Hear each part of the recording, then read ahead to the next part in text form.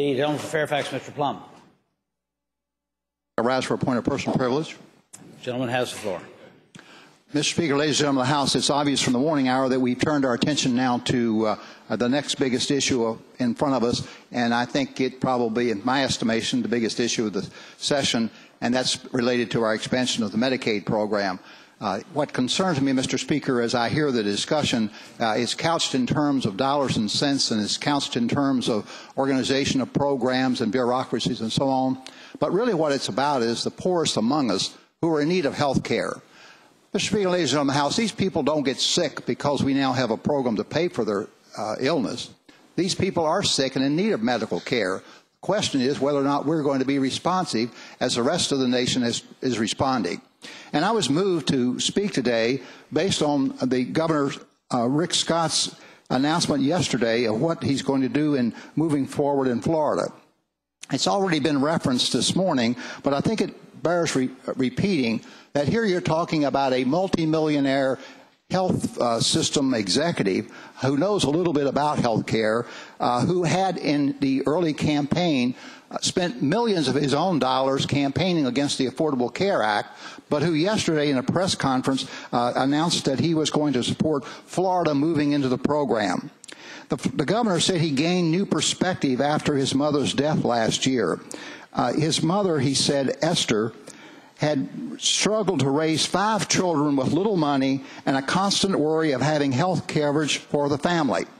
Now, it wasn't simply Governor Scott's family of 5 with little money and a constant worry of having health care coverage. It's Virginians who were in all that same situation. But the governor, when reflecting on his own life, came to the conclusion that, quote, the compassionate, common sense step forward, he says, is to move Florida into the program. And he further says, in keeping his conservative credentials, quote, it is not a white flag of surrender to government-run health care, end quote. He goes on to say, before I ever dreamed of standing here today as governor of this great state, I was a strong advocate for better ways to improve health care than the government-run approach taken by the president's health care law.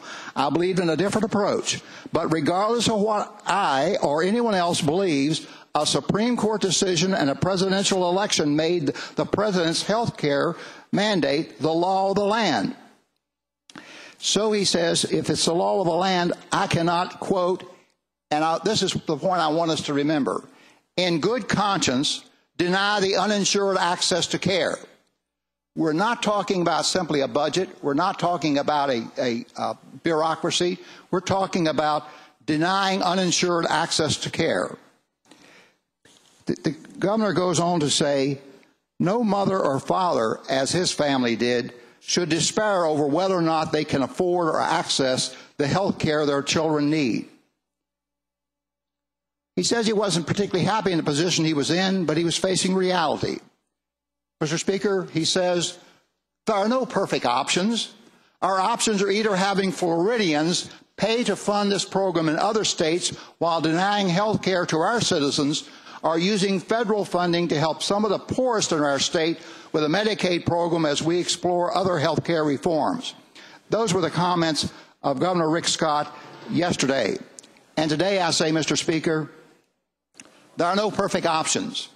Our options are either having Virginians pay to fund the programs in other states while denying health care to our citizens, or using federal funding to help some of the poorest in our state with a Medicaid program as we explore other health care options. I hope we'll move forward as the governor of Florida has proposed to do in Virginia as well. I thank you, Mr. Speaker.